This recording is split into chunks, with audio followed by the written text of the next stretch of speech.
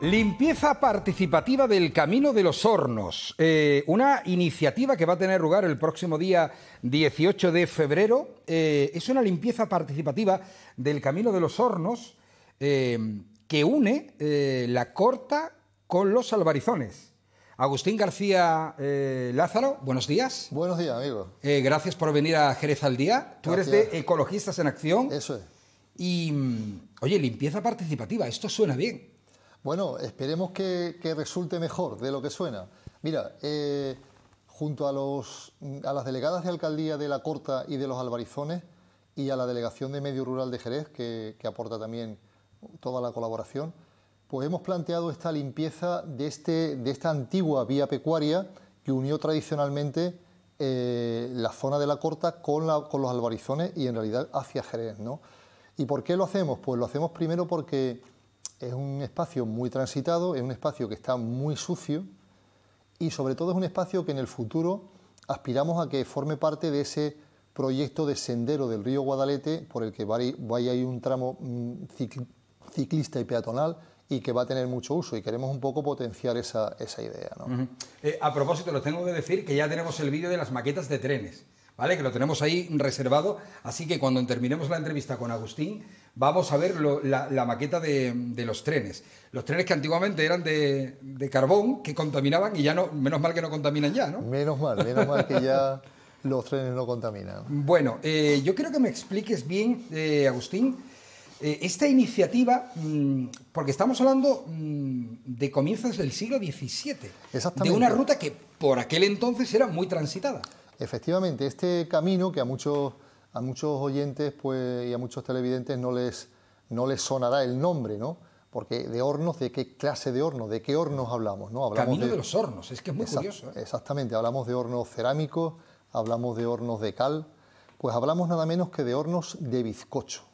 Hornos de bizcocho. Oye, pero a ver, ¿bizcochos de lo que entendemos por un bizcocho? Claro, exacto, un bizcocho de lo que originalmente era un bizcocho. El bizcocho es el pan doblemente cocido, bizcocho, doblemente cocido que se utilizaba, bueno. Claro, era un pan que se utilizaba sobre todo para las travesías marinas, era un pan que duraba mucho tiempo, al que no le salía moho y que se podía comer mucho tiempo después de fabricado. Esos hornos de bizcocho estaban desde comienzos del siglo XVII, es decir, desde 1602, estaban junto a la actual barriada de la Corta, junto a esos molinos que recientemente en una excavación arqueológica se descubrieron. Ahí estaban esos molinos, las aceñas del rey, esos molinos de pan, esos molinos que producían la harina, y ahí se estableció la Armada Española, que entonces tenía la base en el puerto de Santa María. Ahí estaban las galeras reales, la invernada de las galeras reales era en el Guadalete, ¿no? En los muelles del Guadalete, y allí se establecieron esos hornos para abastecer a la Marina Española, ¿no? Entonces es un camino... Pero qué pedazo de historia. Con muchísima historia, tanta historia, todavía tiene más historia, enlaza con el mundo de las hermandades y de las iglesias de Jerez. Fíjate que estos hornos eran propiedad de Pedro de Leiguardia, que lo tenemos en una estatua orante junto al altar en la iglesia de los Descalzos. Ese convento de los Descalzos estuvo a punto de hacerse, de hecho empezó a funcionar y estuvo funcionando durante 4 años, justo en este lugar del que estamos hablando, en la Corta, donde está la venta del albero, que muchos televidentes saben dónde es. Allí estuvo este convento, patrocinado por este señor, que era el propietario de los hornos de bizcocho, pero el lugar era un poco insano y al final él mismo de su fortuna trasladó ese convento al espacio que ahora vemos en los Descalzos, ¿no? Es decir, es un camino que enlaza con muchísimas historias y que también nosotros contaremos a todos los participantes en esa operación limpieza, ¿no? Fíjate que por un lado vamos a hacer una labor maravillosa, solidaria, de limpiar el terreno, y por otra parte vamos a conocer in situ allí todo lo que se vivió, porque fíjate, el enclave es la zona de la Cartuja, que además está llena de leyendas con aquellos famosos canales que, según contaban, que después se ha desmitificado porque no es cierto, no había esos túneles subterráneos que unían la Cartuja con el centro, que llegaban precisamente como canales de agua, se paraban ahí en la zona de los Albarizones. Pero es que hay mucho más. Exactamente. También, como digamos, el camino se inicia junto a la venta del albero, en la barriada de la Corta, y termina frente a la fuente de los Albarizones, también tenemos oportunidad de hablar de los Albarizones, de esos pozos que tú cuentas, porque los Albarizones nos dio de beber a la ciudad durante muchos años gracias a la fuente de la Alcubilla. Fijarse que, igual que pasa con Tempul, que lo asociamos a los depósitos del zoo, porque es de la fuente de la que viene, la Alcubilla la asociamos a la fuente de la que viene. La fuente de los Albarizones se llamaba así, la fuente de la Alcubilla, y por eso ese acueducto que allí se hizo, justo también donde termina el Camino de los Hornos, fue el que dio de beber a Jerez. De todo esto también tendremos oportunidad de charlar con todos los, oye, lo que no entiendo, los asistentes. Me lo tienes que explicar, Agustín. Estoy viendo ahí fotografías. ¿Eso es basura? Eso es basura, sí. No, pero no me creo que un enclave histórico esté pues así. Pues sí, porque mira, siempre en Jerez tenemos la mala costumbre de que cualquier camino a las afueras de la población, cualquier vía pecuaria, cualquier cañada, la aprovechamos para tirar el saco de escombro del azulejo que hemos quitado del cuarto de baño, de esa reparación casera que hemos hecho, y ahí, amparados precisamente en que es un lugar que porque no transitan coches, soltamos la basura, ¿no? Entonces nosotros pretendemos darle una nueva cara, ¿no? Dignificar un poquito ese espacio que por otra parte es muy usado, ha sido muy usado tradicionalmente, ¿no? Y esperamos contar con esa colaboración ciudadana, y a la que hacemos un llamamiento, ¿no? Hacemos un llamamiento. Si uno tiene guantes ya no tiene excusa para no acercarse allí, porque, en fin, pensamos que podemos entre todos darles un flete a ese viejo camino, ¿no? Qué expresión más nuestra, ¿eh? Vamos a darle un flete, vamos a dejarlo como la patena, ¿no? Efectivamente. Vale, venga, vamos a hacer, antes de seguir conociendo más de la historia, que es absolutamente fascinante, ¿cómo podemos estar ahí en esa que se denomina limpieza participativa del Camino de los Hornos, que se va a celebrar el sábado? Cualquiera que quiera conocer la historia de la zona, que quiera echar una mano, que quiera decir, oye, vamos a visibilizar la importancia de tener limpio nuestro patrimonio. Eso es, pues la cita es a las 11 de la mañana, junto a la venta del albero, y ahí contaremos... Está en La Corta. En La Corta, está en la barriada de La Corta. Ahí se puede aparcar en la barriada de La Corta. O sea, no hace falta apuntarse ni nada, sino tú vas allí. No hace falta apuntarse. Allí esperamos los cienes y cienes de personas, como decían los morancos. Seguramente en aquella época se diría cienes, ¿eh? Allí esperamos concentrarnos todos. La iniciativa la apoyan también otras organizaciones, no solamente Ecologistas en Acción y las delegaciones de alcaldía y del ayuntamiento, ¿no? Porque ese proyecto de Sendero del Guadalete del que hablamos tiene detrás el apoyo de más de 30 organizaciones, desde hostelería hasta el clúster turístico, hasta los grupos sindicales, grupos naturalistas. Es decir, esperamos contar con una amplia participación y dejar aquello, como tú has dicho, como los chorros del oro, ¿no? Estamos hablando de un camino. A ver, hay un proyecto que este Camino de los Hornos se convierta en vía peatonal, que también sea una vía para que los ciclistas, los ciudadanos se den un paseo, que pueden hacerlo desde Jerez hasta prácticamente el río, ¿no? Eso es. Ese proyecto de sendero que es muy ambicioso porque ya se frustró, ¿no? Entre el puerto de Santa María y la ermita de la Ina, nada menos. Nosotros hemos sido menos ambiciosos, hemos planteado un proyecto más modesto entre La Corta y el meandro de Lomopardo, unos 4 kilómetros, y tendría una parte peatonal que iría junto a la valla del monasterio, por decirlo así, y luego ya pegando por el río, y una parte ciclista que iría también pegando al río en la parte que se puede, y en este caso se desviaría por los Albarizones para volver a la Cartuja y retomar por Viveros Olmedo la zona del río, ¿no? Entonces este también formará parte de ese proyecto que creemos que esta vez ya sí va en serio, porque hay conversaciones muy avanzadas entre el Ayuntamiento, la Consejería de Medio Ambiente, y hemos visto ya sobre papel y sobre plano un poquito cómo va la cosa, y confiamos también que esto también sirva para decirle a las administraciones, oye, que la ciudadanía está interesada y que participa y que es la primera en dar un paso al frente para contar con un entorno adecuado, ¿no? Oye, es que alguien se tiene que plantear seriamente, Agustín, escribir un libro acerca de lo del Camino de los Hornos. Es que no puedes pasar de puntillas por este tema. Siglo XVII, allí instalados los hornos donde se fabricaba el bizcocho, que ese era como pan élfico, digo yo, era un pan duradero que alimentaba a los soldados de la Armada Española hace pues 300, no, 400 años. 400 años. Así es, y tiene mucha historia. Y mira, precisamente, como decía Umbra, me alegro de que me haga esa pregunta porque aunque no hemos venido a hablar de nuestro libro, ese libro que tú dices ya está en marcha y está muy avanzado y va a ser sobre todo el entorno de la Corta, sobre los molinos, sobre la zona de la Cartuja. Bueno, imagino la vida que tendría, ¿no, Agustín? Totalmente, date cuenta que aquello era un enclave rural de primer orden, porque aquello era un complejo molinero. Hablamos de un complejo molinero ya desde época romana, desde época andalusí. Lo que los lugareños de la Corta conocieron toda la vida como el Batán, ese edificio abovedado, es un molino andalusí, que tiene más de 1000 años en su espalda, ¿no? El molino romano tiene 2000 años, es único en todo el Mediterráneo, ¿no? Allí había norias con las que se movían los ingenios y allí había también un azud con el que se regaba el seno, las huertas ligadas al río. Y luego está todo... Mira qué inscripciones hay. Y luego está todo el complejo de la Cartuja y del puente de Cartuja. Ese es el molino andalusí que estamos viendo ahora, ese es el complejo molinero del que hablamos, en el que hay un resto desde 2000 años, ¿no?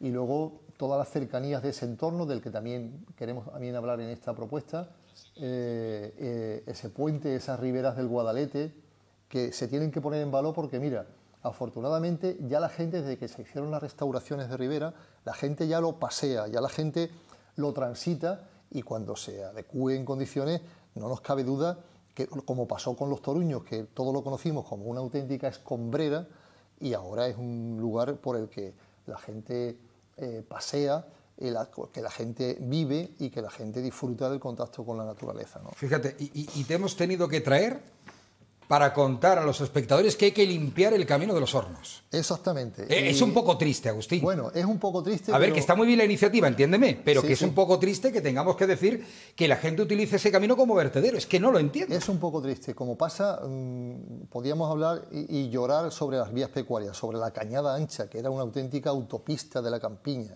y que ahora es también un vertedero, ¿no?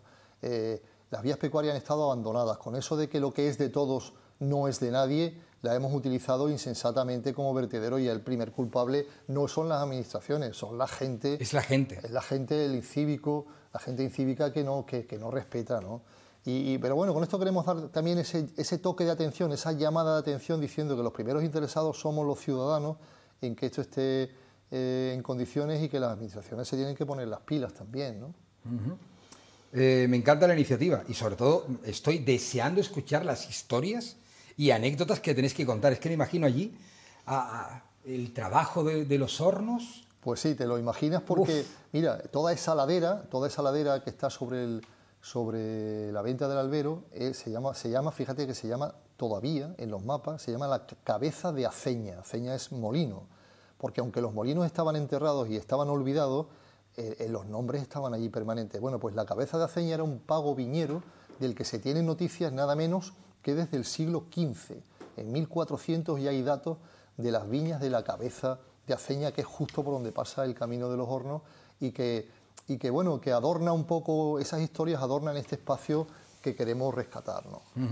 Pues hay que rescatarlo y me encanta y de verdad que os aplaudo y les aplaudo a ustedes, porque van a estar, seguro, en esa iniciativa que recordemos era el sábado. ¿A partir de qué hora? A partir de las 11 en la venta del albero y en un par de horas vamos a dejar aquello como los chorros del oro. Fíjate, ustedes que van ahí a la Corta, se toman una buena tostada ahí con su zurrapa con aceite de oliva virgen y después a limpiar y a conocer la historia. Eso, con nuestros guantecitos. Allí tenemos preparados sacos, contenedores, para puertas, carrillos, para recoger todo aquello y aquello... Una actividad para toda la familia. Para toda la familia. Agustín García Lázaro, de Ecologistas en Acción, gracias y enhorabuena por esta iniciativa. Gracias a vosotros. Bueno, creo que sí, que ya podemos ver los trenes. Y yo les contaba que el Centro Social de la Granja acoge toda esta semana la exposición Módulos Ferroviarios. Selección de maquetas, ¿vale? En el Centro Social de la Granja. Esto ya lo dije antes, pero lo vuelvo a decir porque ahora sí ya tenemos el vídeo.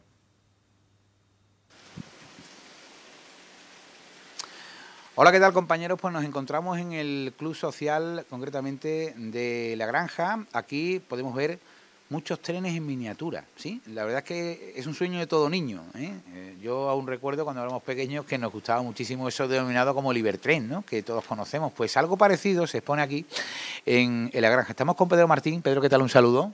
Hola, buenas tardes. Agrupación Cherry. Agrupación Cherry de modelismo ferroviario. Eso es. Esto era el sueño de muchos niños hace muchísimos años, porque antiguamente veíamos muchas maquetas de trenes y todos soñábamos con tener en casa algo parecido a esto, pero esto es una maravilla. Con un añadido, que te lo hayas hecho tú. Eso es. Que no es exactamente solamente jugar a los trenes, es algo más, es reconstruir un mundo en miniatura por el cual va el tren. Tan importante aquí es el paisaje como el tren. Sin duda alguna, estáis aquí en esta asociación social de la Granja, en este centro, exponiendo durante toda la semana. Estas son muchas horas de trabajo y de diversión a la vez, ¿no? Sí, pero esto es el típico refrán de sarna con gusto no pica, porque todo lo que estáis pudiendo ver por aquí y se muestran las imágenes son muchos meses de trabajo, como ocurre en otros hobbies. Y en realidad es lo que a nosotros nos gusta hacerlo y lo hacemos con mucho gusto. ¿Cuántos años la agrupación Cherry? Bueno, la agrupación, mi llegada a la agrupación... ¿Cuándo fue, Pedro? Cuéntanos. Pues sí, en el 2000... Yo me estrené con mi primer módulo, esto es una gran maqueta que se divide en módulos, me estrené en el 2008. Entonces llevo ya, pues, 14 años. Cuéntanos un poquito. Esto tiene mucho trabajo. Parece fácil el que lo visite. La verdad es que se va a dar cuenta de que esto tiene muchísimo trabajo y tiene que haber mucha coordinación, porque estamos hablando de, hombre, salvando las diferencias, pero que los trenes circulan por las vías como lo puede hacer un tren normal, ¿no? Efectivamente, sí, el éxito de hacer este tipo de maquetas no es un tema meramente artístico, no, es reproducir la realidad 160 veces más pequeña que la realidad. Pequeñísima. Efectivamente, unos 160. Entonces todo tiene que encajar, tanto cronológicamente como estéticamente, como las épocas, y lo que se trata es eso, crear un mundo en pequeño que refleje lo más posible. Aquí hay muchos jefes de estación, estoy viendo unos cuantos, ¿no? Bueno, eso ya son formas de cada asociación de funcionar. Venga. Pero no puede haber muchos porque, como ocurriría en la realidad, si no hay un poco de orden, concierto y unas reglas, entonces estaríamos jugando a accidentes, que no es, claro, porque repetimos, claro, esto tiene que ser como la realidad. Totalmente. Cuéntanos, ¿cómo se monta todo este dispositivo? ¿Cómo se trabaja? Porque aquí se trabaja mucho durante las horas que está abierta la exposición, en definitiva. ¿Cómo es un día a día en esta historia? Pues es más complicado, digamos, el principio y el final. Principio, que es el montaje, y final, que es el desmontaje. Porque esto tiene una complejidad que no pueden mostrar las cámaras porque aparentemente es sencillo. Hay vías, hay semáforos y hay trenes. Y lo que hay son kilómetros de cable y dispositivos electrónicos. Nosotros sí lo vemos, que estamos por detrás. Sí, no, ni siquiera... Perdón, porque estamos viendo los cables básicos. Sí. Habría que meterse debajo para ver todos los dispositivos que hay, incluso electrónicos en algún caso informáticos. Porque montar esta exposición tan realista como la estamos viendo, ¿cuánto se tarda? No es fácil, ¿no? Bueno, no es aunque parece grande, para nosotros no es grande, serán unos 28 o 30 metros de maqueta. Lo bueno es cuando nos juntamos con gente de otros países o de la propia España y diversas regiones, y lo que aquí es una maqueta de 30 metros las hemos llegado a hacer de 150 y 200. Con las mismas reglas, claro, porque puede venir un finlandés ahora mismo, un italiano, y conectar su módulo con los nuestros. Es un lenguaje universal, como se suele decir, ¿no? Efectivamente está unificado todo. Cuéntanos, Pedro, ¿qué trenes podemos ver aquí? Aquí ahora mismo, con los que tenemos, están circulando. El aficionado al tren normalmente tiene mucho de romántico. Tenemos trenes, reproducciones de los modernos, pero lo que estamos viendo pasar por aquí es de los años 60, 70, 80... No tenemos trenes de alta velocidad, pero no suele ser lo que les gustan. El romántico tira hacia atrás. Cuanto más atrás, más gusta posiblemente. Yo siempre he dicho, sin ningún tipo de vergüenza, que el aficionado al tren tiene dos características básicas, que es un romántico y que tiene mucho de niño. Exacto, son los dos conceptos básicos, ¿no? ¿Cuándo comenzaste con esta afición? Desde pequeñito, ¿no? Imagino. Desde que me lo han contado que era niño, porque no tenía yo uso de razón. Claro. O sea, y me debía de venir de mi abuelo por los genes, porque yo a mi abuelo no lo conocí. Entonces nadie hablaba en casa de trenes. ¿Y la familia hay algún ferroviario? Lo hubo mi abuelo, pero que no le conocí. Ah, que no lo conociste. Y mi padre era el fútbol, como todo españolito, y no le gustaban los trenes. Entonces es curioso, y yo de pequeño iba gateando hasta una locomotora, que era uno de mis primeros juguetes. O sea, pues te quiere decir que eso viene en los genes, yo estoy convencido. Pedro, miramos los trenes, miramos las vías, pero es que hay muchas cosas más que nos llama poderosamente la atención. El paisaje es un espectáculo. Claro, claro, porque como he dicho al principio, esto se trata de traspolar la realidad, hacerla en miniatura. Nosotros tenemos que poner lo que hay en la realidad. Esto mismo tenemos delante una escena de un campo donde están trillando, como antiguamente. Por ejemplo, lo tenemos delante muy pequeñito, ¿eh? Claro, a la escala 1:160, todo es a 1:160. Entonces, antiguamente era lo que se hacía, que muchos telespectadores, y sobre todo jóvenes, no sabrán ni lo que es un trillo, claro, pero que era el modo de separar el grano de la paja. O sea, son escenas reales. Tenemos por otros puntos una vaquería, porque en la realidad hay de todo, hay vaquerías, hay serrerías. Tenemos que remontar a aquella época, de los trenes de aquella época, cuyo paisaje conllevaba, claro, un tipo de... Es que exactamente, claro, por ejemplo, en esta zona que estamos ahora y en alguna otra, se han reproducido paisajes del año 60, 70, que para el ferrocarril no son muy querida porque había mucha variedad de trenes, que no estaban tan unificados como ahora, que son todos como aviones sin alas, de color blanco, y ya está. Hay que meter al tren en su época, y es lo que hacéis. Efectivamente, pero que es curioso que la tendencia de la mayoría, salvo aficionados muy jóvenes, es a irnos al tren de principios y mediados del siglo pasado. Bueno, también en una parte de la exposición tenemos una zona de Jerez muy de ferrocarril, hablamos de Calle Muro, etcétera, etcétera, ¿no? Sí. Eso es una peculiaridad que tuvo Jerez. Jerez tuvo dos peculiaridades que muy poca gente conoce en el tema del ferrocarril, me refiero. Jerez fue, o gente muy relacionada con Jerez, la primera concesión real que se solicitó para instalar un ferrocarril en España fue en Jerez. Para llevar el vino era entre Jerez y el Trocadero, en el puerto de Santa María. Y segundo, fue también la única ciudad de España que tuvo un tren urbano, que era un tren que iba por el interior, de bodega en bodega, las unía todas para luego todo lo que habían recolectado llevarlo a la línea general, de vía ancha, porque en otras poblaciones españolas, Castellón, Gijón, había vía estrecha y era para llevar su mercancía, pero de vía ancha, claro, el único fue Jerez. Pues era muy particular Jerez entonces, en aquella época, para el ferrocarril, ¿no? Evidentemente, siempre lo ha sido por esos dos motivos. Que luego la primera concesión la dieron, pero no se hizo el primer ferrocarril aquí, tema de fondos, como siempre. Y el otro, bueno, se desmontó y a todo aficionado le da pena, pero claro, hay que comprender que con la circulación rodada de vehículos a motor ya no se iban a conservar las vías, y una locomotora de vapor, que por lo visto, hasta donde me han contado, era el terror de las señoras, porque tendían en los balcones la ropa recién limpia y claro, llegaba la locomotora de humo, se la ponía perdida de carbonilla y entonces no había lavadoras. Claro. O sea que hay mil anécdotas. Por cierto, Pedro, que la agrupación Cherry abre los brazos a cualquier asociación que tenga un lugar como este para poder exponer. Tenemos que dar las gracias a la Asociación de Vecinos La Marquesa, que ha sido de los que han hecho las gestiones con el Centro Social de la Granja para poder disfrutar de todo esto, ¿no? Efectivamente. Nosotros no es que estemos abiertos, si es que nuestro sueño sería tener hasta algún local donde tenerlos puestos de manera permanente o semipermanente. Porque también somos coleccionistas y tenemos de todo lo que uno pueda imaginarse. No solamente trenes, ¿no?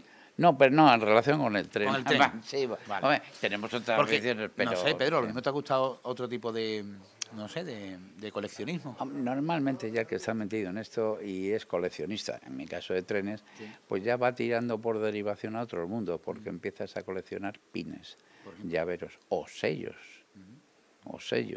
y ya vas derivando. Pero, hombre, básicamente el tren, claro. Oye, después de aquí, de la Granja, ¿tenéis algún sitio donde vais a seguir exponiendo esta maravilla? O...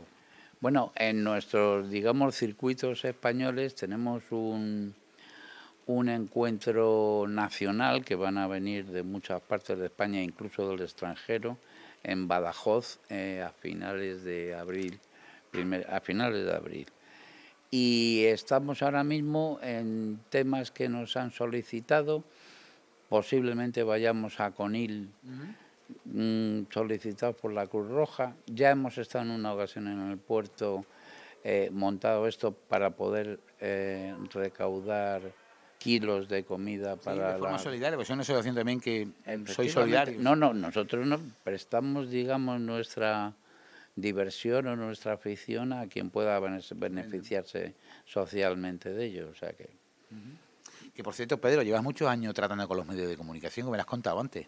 Sí, porque fui secretario general de la Asociación de Pequeños y Medianos Exportadores de Jerez, me pilló el plan de reconversión y entonces el primer día que hubo la primera reunión con todas las fuerzas del sector, llegó la prensa, lógicamente no leada, a ver qué había ahí que contar, ¿no? Alguien, porque es que es así, oye, que está la prensa, oye, no, tú. Y tú fui yo, y así fue como... Y la relación ha sido muy estrecha entre los compañeros de la prensa y tú, ¿no? Muchas tenían... Ahora ya muchos no están en el... Bueno. Pero que sí, de amistad, y nos tomábamos copas y eso.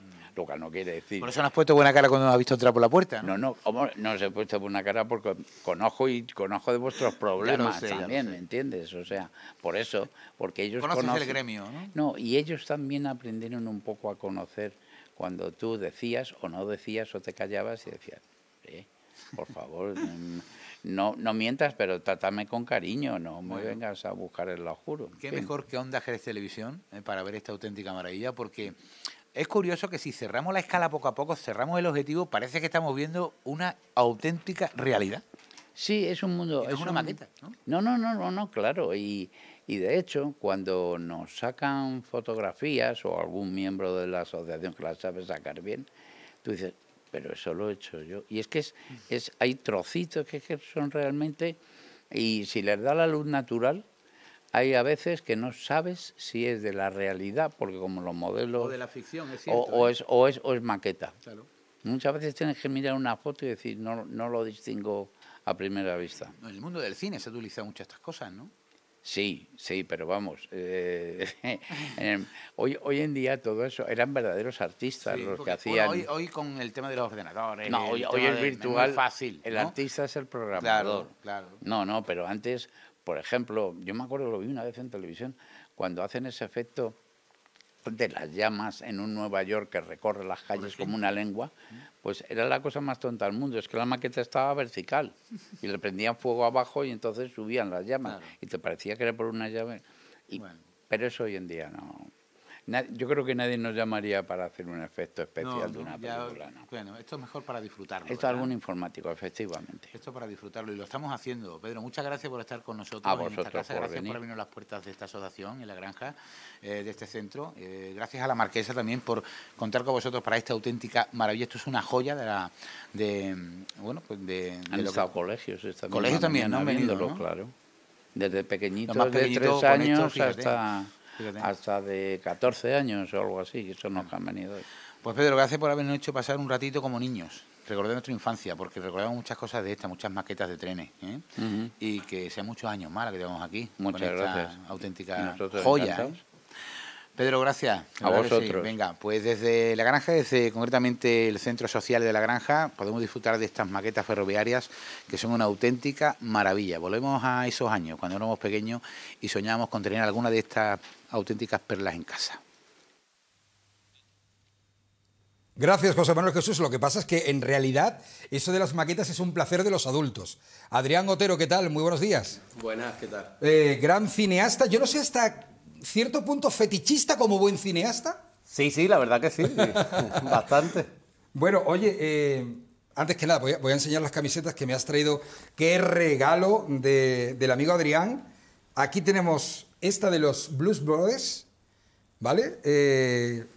Maravillosa. ¿Qué te dice a ti Blues Brothers? Yo creo que es una película indescriptible, ¿no? Creo que yo, ¿no? Es una cosa que ya hoy nos haría, seguro. Y esta camiseta que también me has traído, esta sí que me la puedo poner, esta es de mi talla. Vale, aquí no digas nada, ¿vale? Aquí lo único que yo pediría en realización es que me pusieran la musiquita. Shannon, Shannon, Shannon, Shannon. No, que mi realizador me lo diga por el altavoz no vale. Esto es Tiburón. La obra maestra. Qué maravilla, ¿no? Sí. Qué pasada. El cine, qué grande el cine.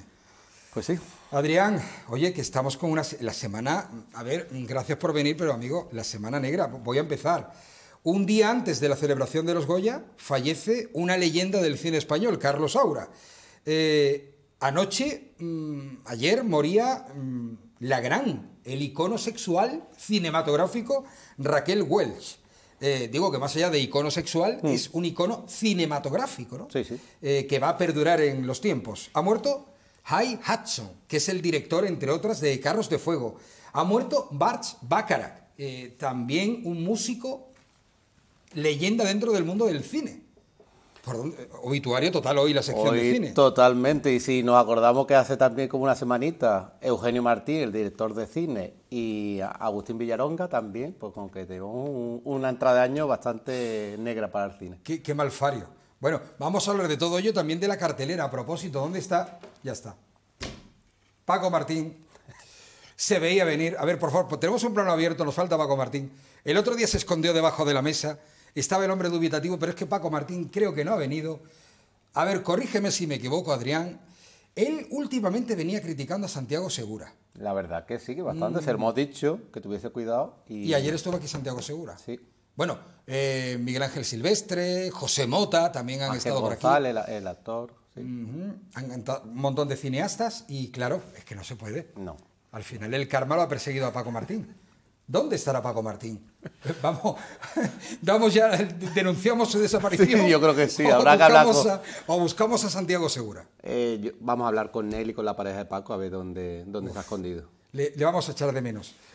No quiero ampliar el obituario, No quiero ampliar el obituario, que la semana es complicada. Bueno, de la cartelera de cine y de estas noticias enseguida hablamos aquí en Jerez al Día.